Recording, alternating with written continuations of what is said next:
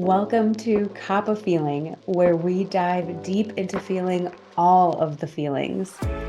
I'm Jess, and here we explore spiritual growth, personal development, yoga, meditation, and everything that helps you connect with your true self.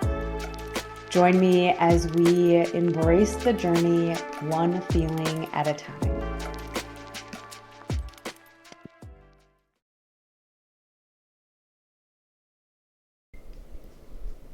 Hello everyone, and welcome back to Cup of Feeling. Today we are diving into a topic that is near and dear to my heart, literally and figuratively. We are talking about emotions and feelings, what they are, why we have them, and how understanding them can quite literally change our lives. If you are familiar with the teachings of Abraham or Jerry and Esther Hicks, we are going to touch on the emotional guidance scale, how utilizing that and understanding it can help us better understand ourselves and our feelings. So stick around, because by the end of this video, you'll have a whole new appreciation for what it means to feel. Okay, so let's start with the basics. What exactly is an emotion? So according to the dictionary, an emotion is a natural, instinctive state of mind deriving from one's circumstances, mood, or relationship with others. It's also instinctive or intuitive feelings as distinguished from reasoning or knowledge. So emotions, when we think about it, are our mind and body's way of responding to experiences that we're having. Those experiences can be internal ones or external ones, but it's how we're processing the information that we're receiving. Emotions involve complex reactions, so like physiological reactions within our body, thinking like when your heart starts to race, hormones that are produced, fight or flight in the nervous system. Cognitive responses, so how your brain is processing the information. What kind of thoughts are we creating? Stories that are being constructed from the information that we're gathering. And then even specific behaviors in how we are relaying the emotion that we're experiencing. So that is the starting point of how we can start to understand the emotions that we are feeling, that we're experiencing. It's related to our responses to experiences inside and outside of us. Okay, so now let's talk a little bit about the difference between an emotion and a feeling, because they're very similar. But an emotion is a sensation that you're going to feel in your body, where a feeling is what you are perceiving in your mind, your thoughts.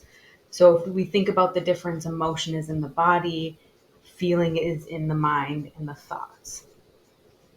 So as we kind of dissect an emotion a little bit deeper, it's made up of four different pieces. You've got your physical response, your cognitive interpretation, behavioral expressions, and subjective experience. So all of these pieces are what an emotion is made of.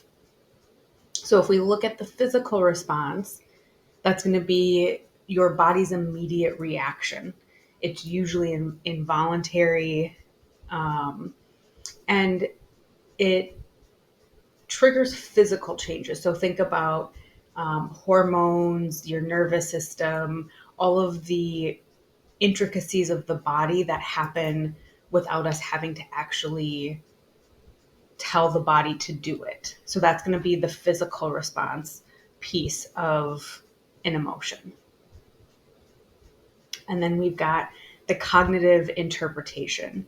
And so this is where we start to bring our mind into the equation, how we're processing the physical response that we're experiencing. The cognitive interpretation is a perception piece. So it's based on what we believe is happening in the situation. We're giving meaning to the physical experience.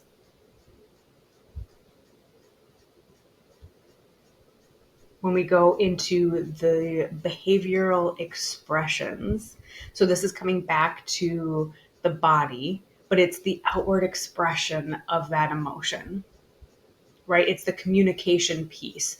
And communication can be verbal, it can be nonverbal, but it's how we're showing the external world what we're experiencing with that emotion.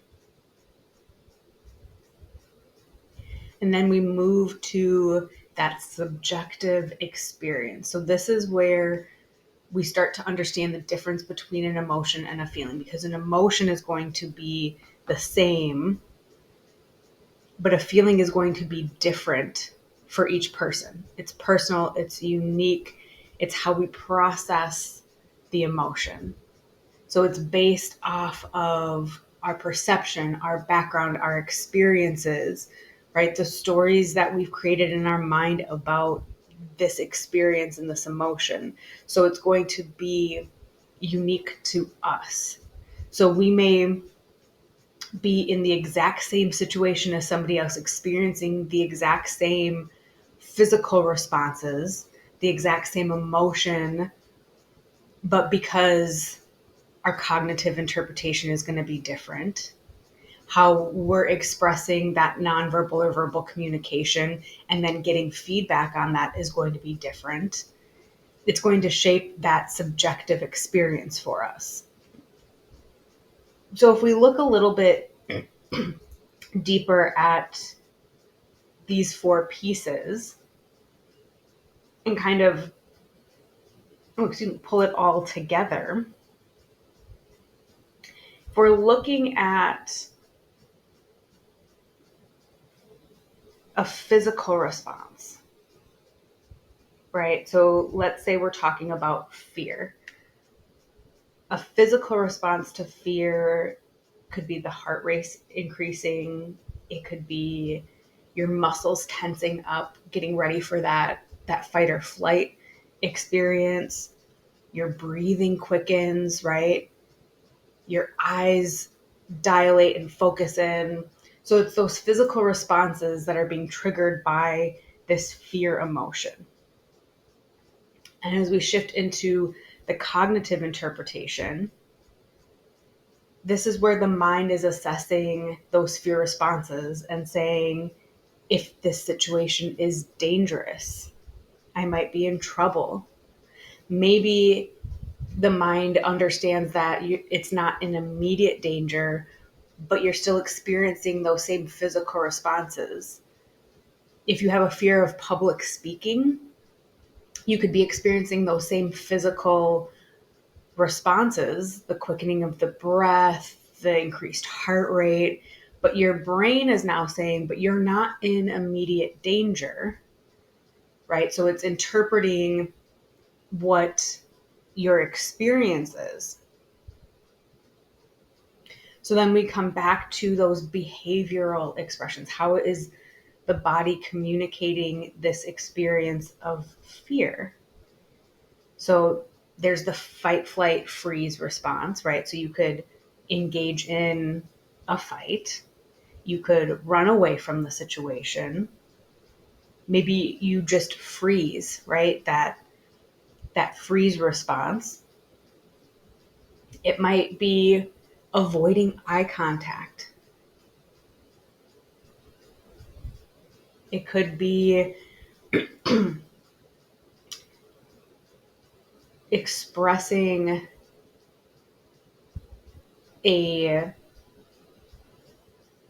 angry posture in the body, right? If you're coming from that fight perspective, the puffing up of the chest, all being generated by that emotion of fear and how the body's responding to that. So when we move into the subjective experience, how we're kind of wrapping all of this up for ourselves, when we're thinking of fear, right, that emotion can be something that keeps somebody stuck, keeps them from moving forward on something. Like if we come back to that example of public speaking, if that is a fear, it could keep you from getting on stage, from talking in front of people. That same emotion, that same fear response could have a different subjective experience for somebody else. That same emotion could be a motivating factor. It could be thrilling, that rush of adrenaline, right? The quickening of the heart. Some people thrive on that feeling and that experience.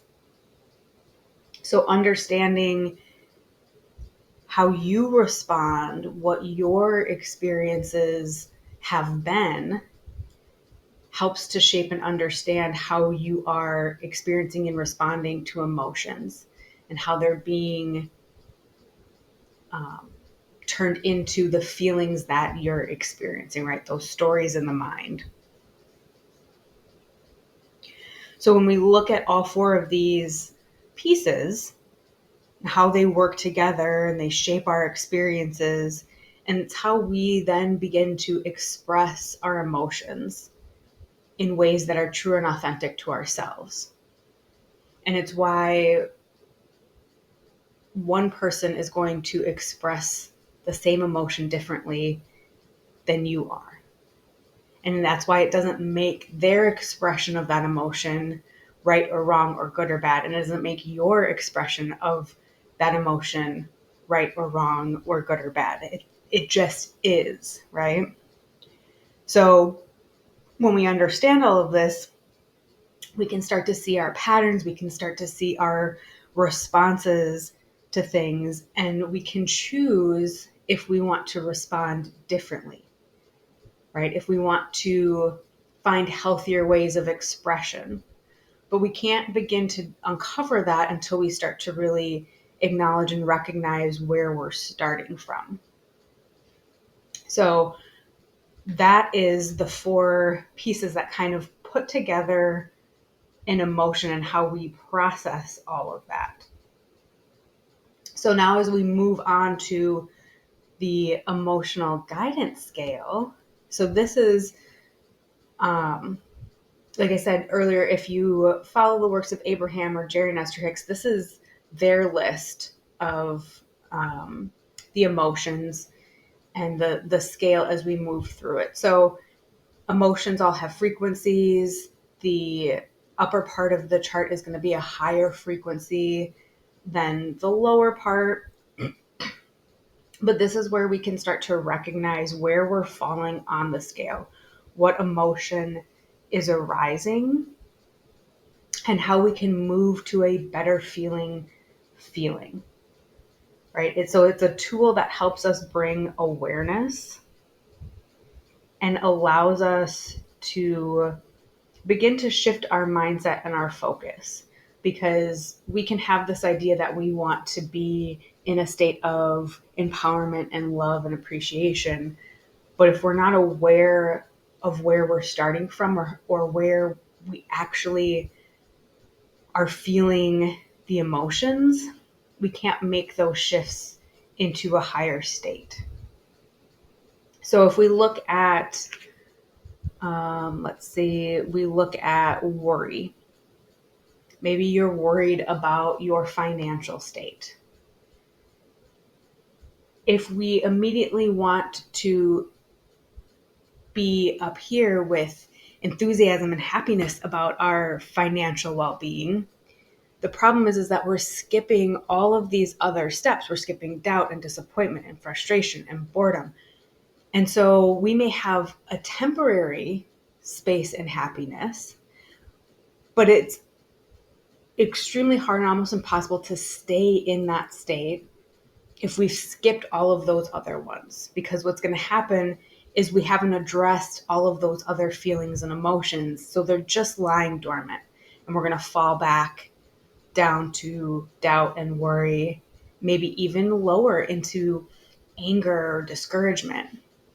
So if we can understand where we're starting from, if we're starting from worry, maybe the next best feeling is doubt, right? So I'm worried about my financial situation, and somebody presented a side hustle opportunity to make some additional income.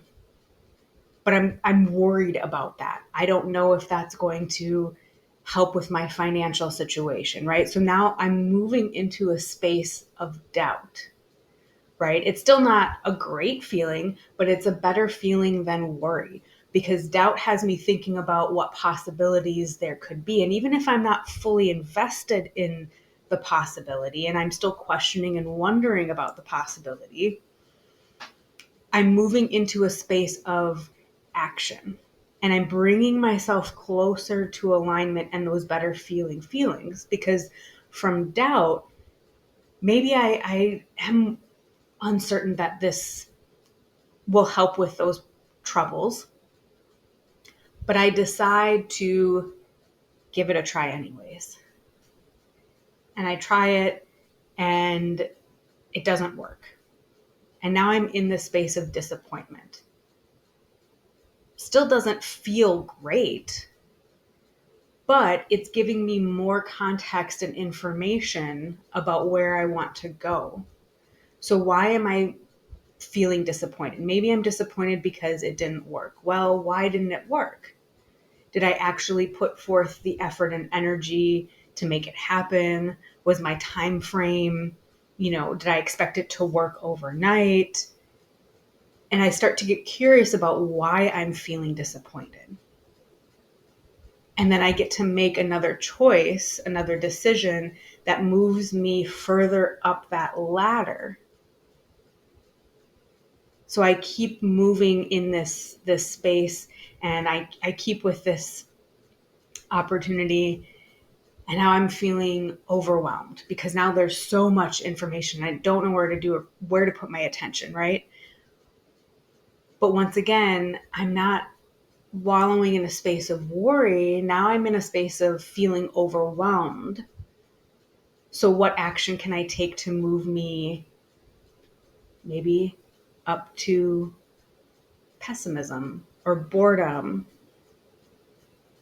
If I stay with it, if I continue to be curious about where the emotions are coming from and what the feeling is behind them, now maybe I'm into a space of hopefulness, right? I've seen what other people are able to do with this opportunity. I see what kind of work they put in and what kind of effort and energy, and I start to bring my actions into alignment with that.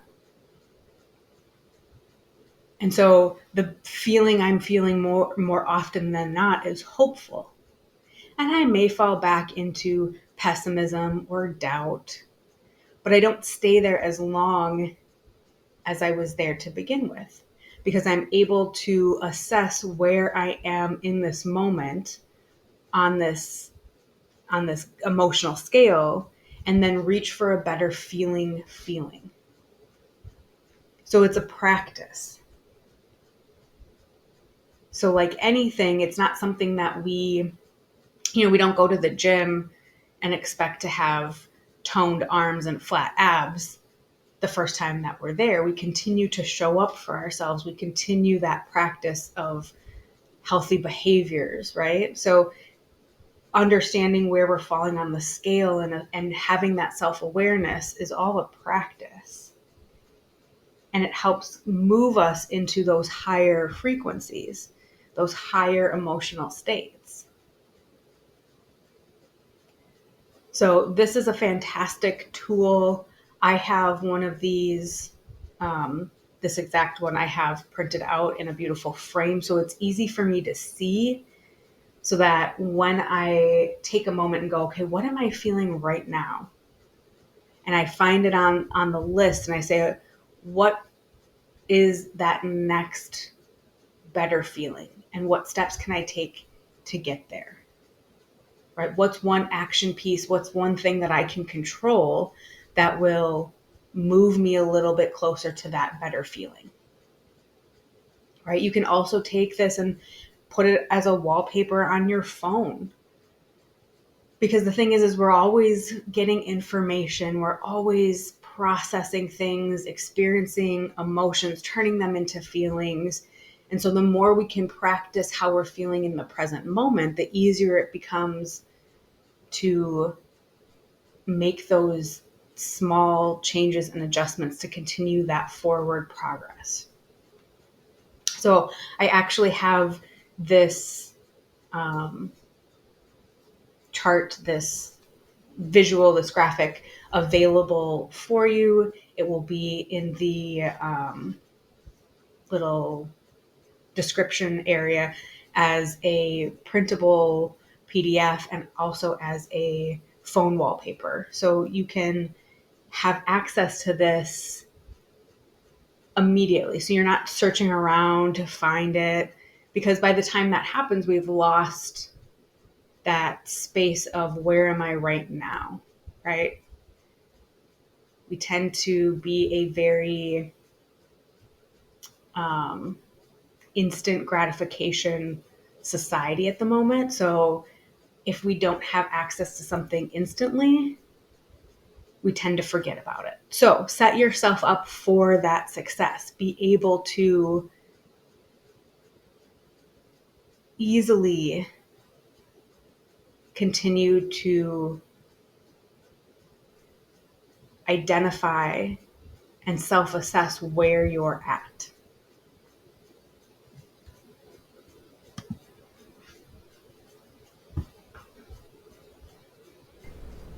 Okay, so we explored a little bit more on emotions and feelings and how our perceptions and our experiences help shape how we actually feel an emotion, and recognizing that not everybody experiences them in the same way, or even the same emotion or experience may lead to a different feeling.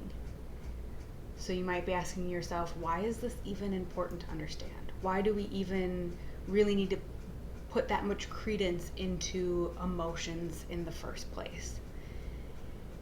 And the reason that emotions are so important and the ability to understand our emotions and feelings is because they are signals.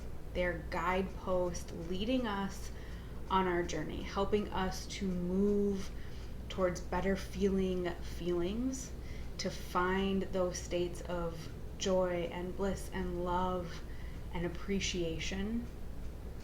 They keep us safe.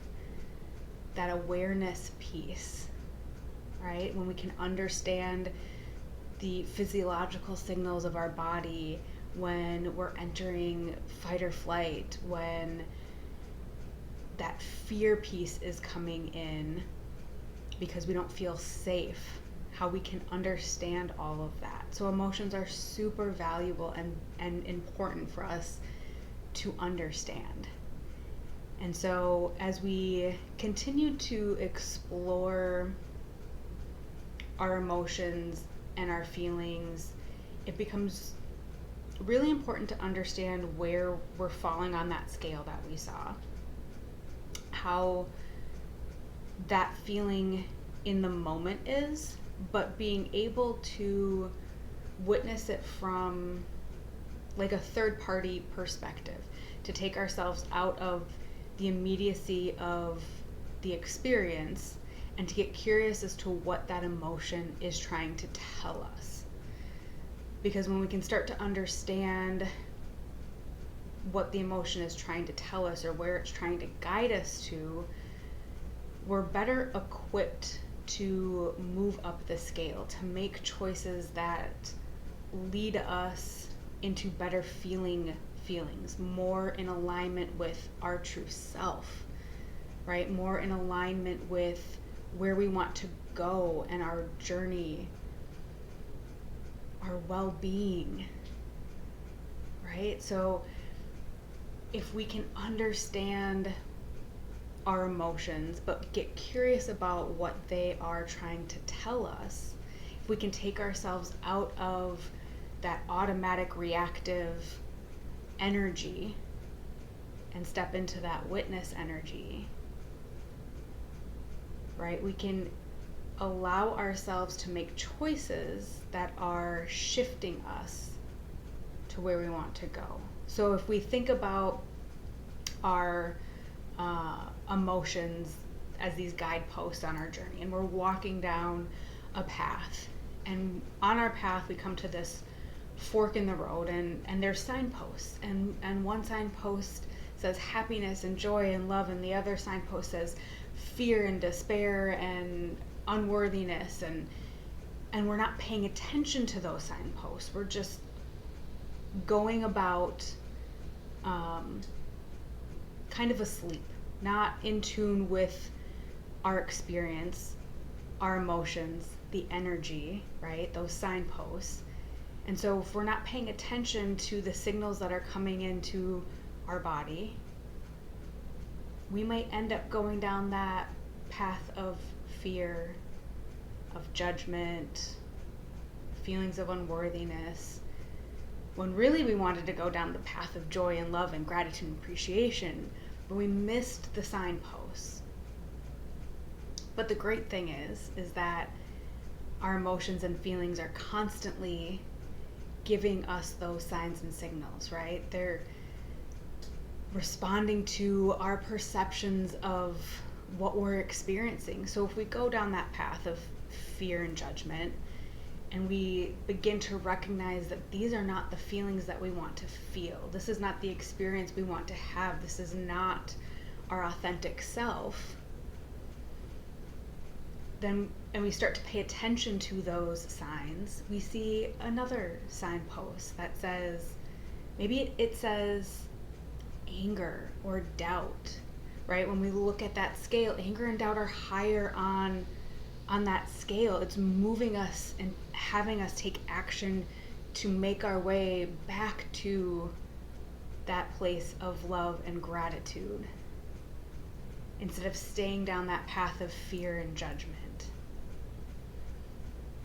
right? And on the flip side, maybe we ended up going down that path of joy and love and appreciation, but still weren't paying attention to the signs and messages that are our emotions, and we start to wander and get off track, and we start to end up in a space of worry or boredom, right? This idea that we just are overwhelmed or don't know what to do, and this lack of enjoyment, right? We're just kind of existing.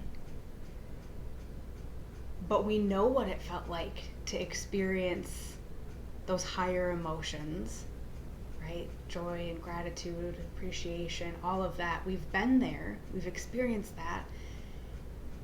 And when we recognize that we've filtered or fallen off the path a bit, when we start to pay attention to those things, we can take those steps to bring us back into alignment, to start to bring us back into those higher vibrational emotions, right? Those better feeling feelings.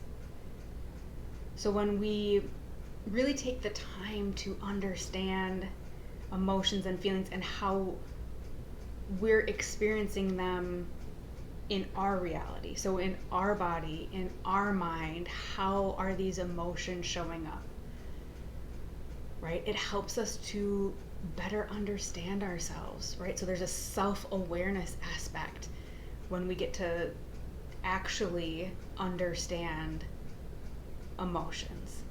It takes us to a deeper level of understanding ourselves, our needs, our desires, right? Our limitations.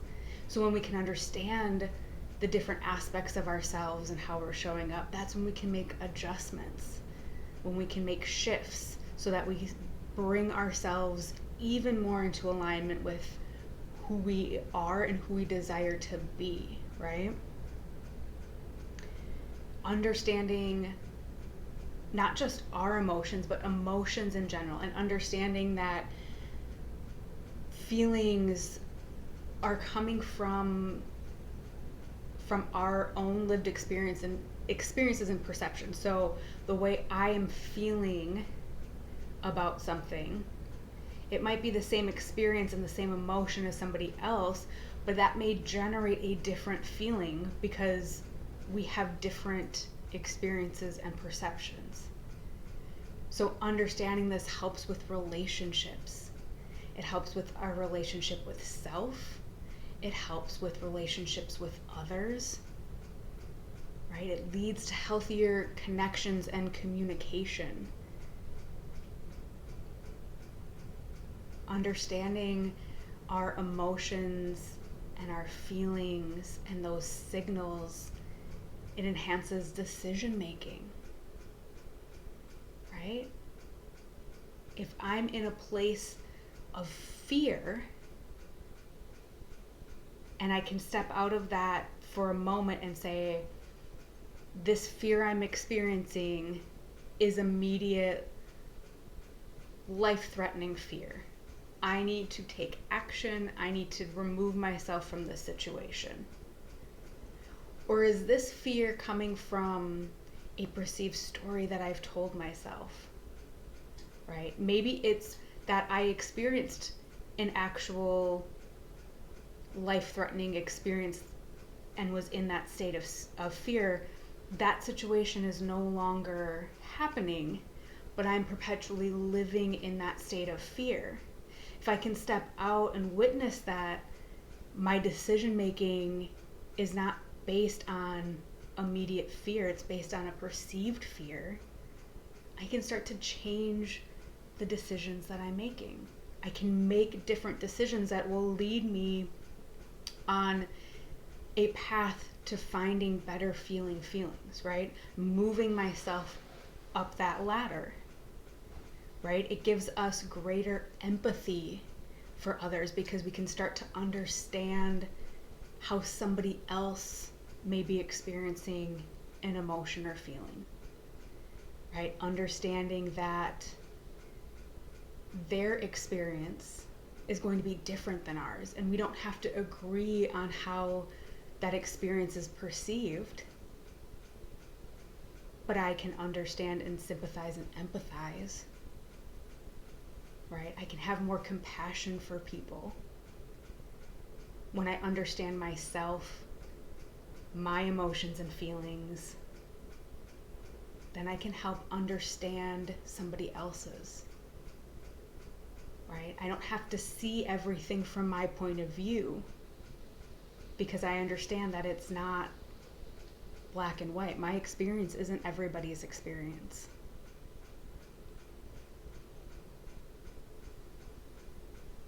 So one of the things that understanding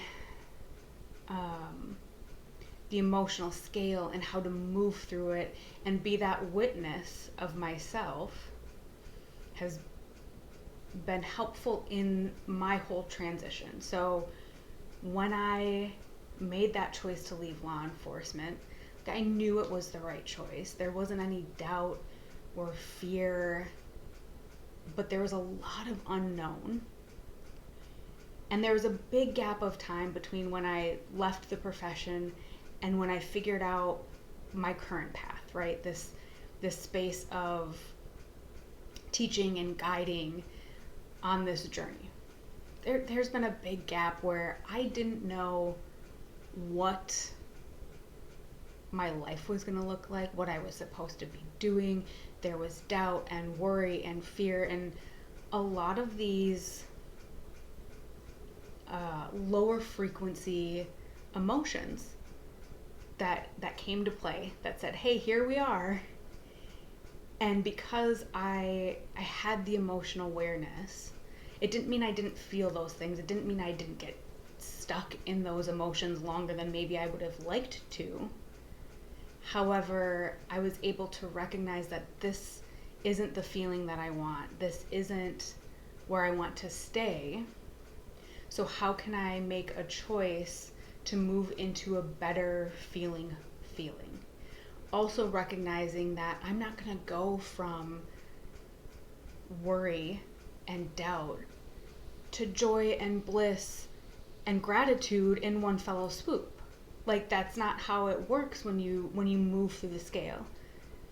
At least not in a sustainable way. Right? So there could be pockets of jumping from worry and doubt to joy and appreciation. But to stay there, I needed to acknowledge and move through those other steps, those other emotions, process the information so that I could continue to move forward. And what is wonderful as we start to practice this is that that's what it is. It's a practice. So there are going to be moments where you are going to be stuck in an emotion or a feeling longer than you would like to, right?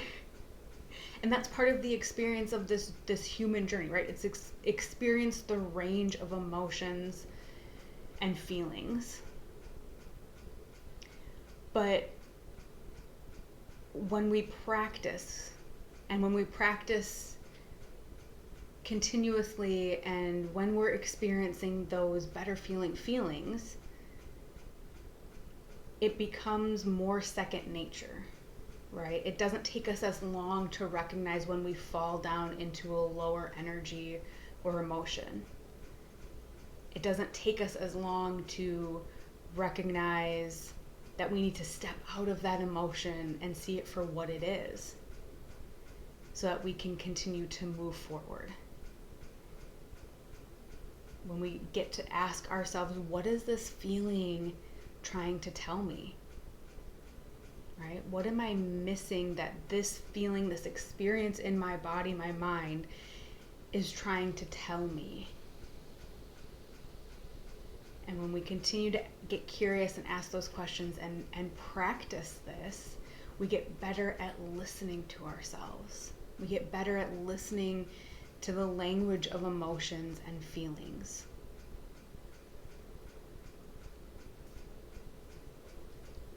So I encourage you to practice, to take that outside perspective, to step outside of yourself, and just get curious without judgment, right? And we're not labeling our emotions and our feelings as good and bad, right? Because there's a place for it all.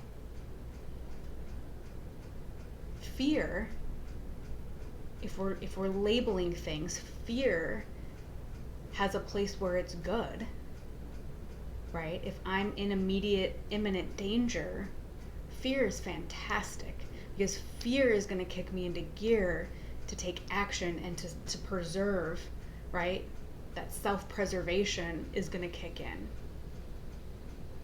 But fear could be bad if I stay stuck in that energy and there's no imminent danger or threat, and it's just stories in my head. If I stay stuck in that energy and emotion of fear, that could be bad, right? So the emotion, the energy we're not labeling it good or bad. We're understanding how it feels in our body in this moment.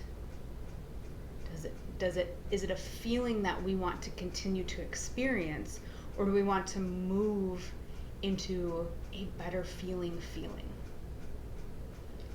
So one of the tools is having that emotional guidance scale handy. So I showed it on the slide, but I have like an actual printed version that I have in a beautiful frame that I have easily viewable, because even just seeing it can bring me back to that space of taking a moment to say, how am I feeling in this moment right now? Is there a better feeling I could be moving towards? What actions can I take? Is the feeling I'm experiencing based off of a story I'm telling myself? Where in my body am I feeling it? Right? Just allowing myself to be in that space of curiosity. Right? So I have that. You can take and put that as a wallpaper on your phone so that you have access to it, right? Small little tools that keep the awareness in this moment now. So we're going to dive deeper into the different emotions, modalities to help move us through it, techniques, things like that in future episodes. But right now, I want to take a moment to thank you for tuning into this episode, to allowing yourself to better understand emotions and feelings and how you experience them. So don't forget to like this video, to subscribe, to share it with somebody. If you found value in this video, I would love if you shared it with somebody. As we move forward into the different emotions, drop a comment. Let me know if there's a particular one you would like me to dive into first, ones that you want to explore deeper. And until next time, stay connected to yourself and keep feeling it all.